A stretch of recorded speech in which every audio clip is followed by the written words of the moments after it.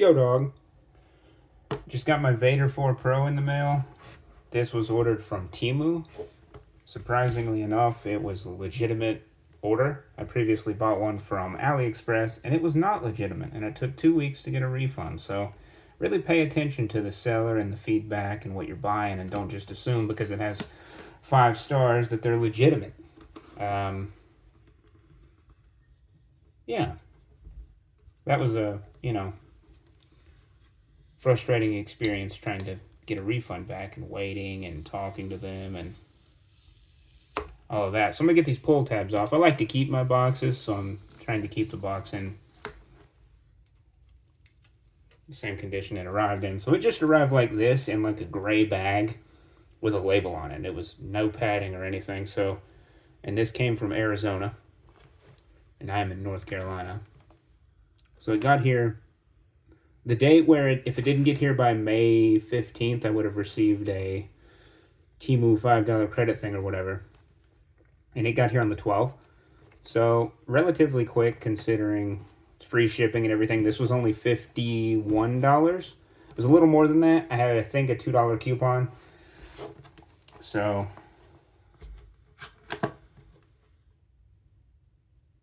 with I don't remember what the actual price was without tax and everything. I think it was like $48 or $49, and then tax and the $2 coupon. So not bad. I wanted to get this controller for a long time, and it was $80, and it was almost always out of stock. And I couldn't really justify $80 because it was only really one main improvement over the Vader 3 Pro, which was the thumbstick tension. You can change the thumbstick tension between, I believe it's 40 grams and 100 grams.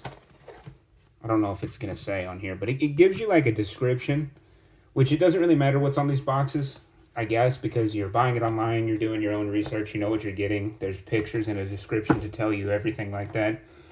But with a lot of these other controllers on the boxes, it's kind of giving you details of like the polling rate and different information that might be important to you if you was to find this kind of product in a store. So first thing you have in the box is the dongle. Straightforward USB-A dongle. This controller is 1000 hertz polling rate. It's Hall effect sticks. Something fell out of the back, I believe. That would be the cable. Did we get a braided cable? I don't believe so. For $80, I would appreciate a braided cable. This is just standard like rubber textured cable. USB-A to USB-C. It does seem to be long enough, which all of these controllers seem to come with long enough cables. This controller does have software that you can download, and I think the software is decent. I don't know that it's great, but there may be an app as well. They don't want me to have this manual, I don't think. There we go. Nice. Very nice.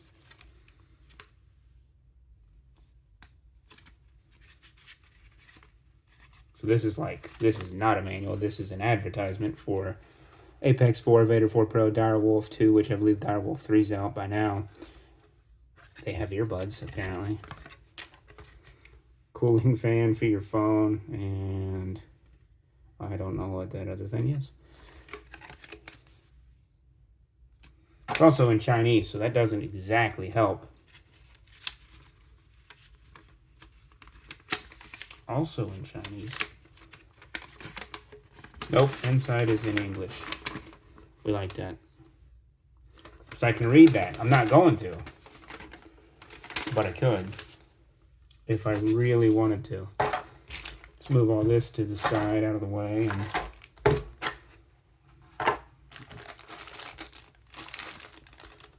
all right.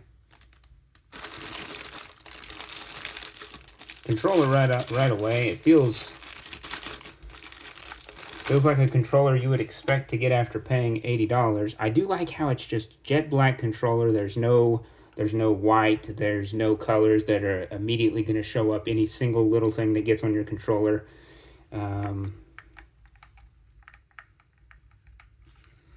Thumbsticks feel quite nice. Camera angle's not the best. Back buttons feel great. It's so nice to have a controller where it's just, I can just hold the controller how I normally would, and the back buttons are just easy to access. They're just right there.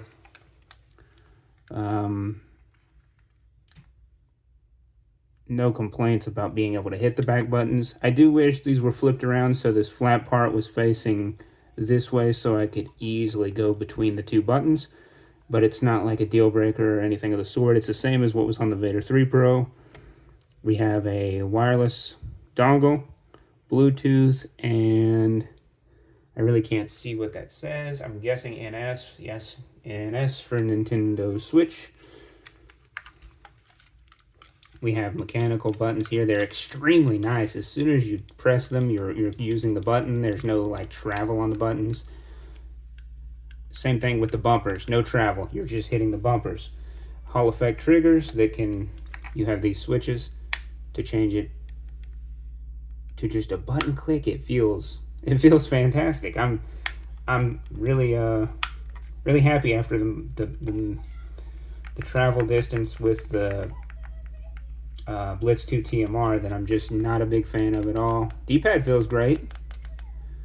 I don't know how it would be for fighting games. I don't really play any fighting games, but just hitting it, it feels fantastic. It doesn't feel like I'm going to get any misclicks.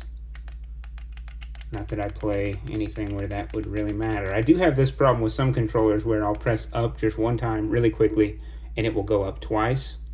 I really hate that. Oh yes, the thumbstick tension. Let's see. So I believe you just turn this dial. Let me actually get a look at it to see what we're minimum and maximum. So you just counterclockwise for minimum. Very loose, not nice at all.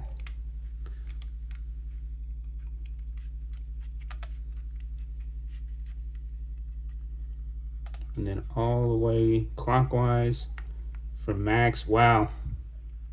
What a like simple, awesome feature to have though. I did see some people saying that while playing certain games where you're doing a lot of like Rocket League, or I don't remember what the other examples were, but causing enough like friction on this ring to move it. I don't see that happening, but I'm sure that it's a possibility. So just first impressions on this controller are fantastic. There's zero complaints just on, I mean, I have nothing to complain about with this controller whatsoever, just based off of first impressions alone. It's black, it's sleek, it feels nice in the hand. It doesn't feel like it's cheaped out anywhere at all. I guess if you want to nitpick, braided cable for 80 bucks would be nice, but all things considered, this controller is, I mean, 8-9 months later, everything that's came out in between then, I haven't used it yet, but it's really hard to say that this isn't, especially for the, I mean, I paid $51, so for that price, it beats out anything I've used with or without discount codes and promos to bring those controllers pricing down, like the Blitz 2 TMR with shipping and tax and everything I paid. 68 bucks on Amazon, and this being $17 less, I would have paid, just based on first impressions, the thumbstick tension, I would have paid $17 more. So yeah, that's it for now. I'll try to have a review and better thoughts on this out, as well as I still got to do the Easy SMX and the 8-bit Do Ultimate 2 and the Blitz 2 TMR. So yeah, that's it. This went longer than I thought it was going to go. I'm sorry for the scuffed angle. I'm trying to work on that, but yeah, peace.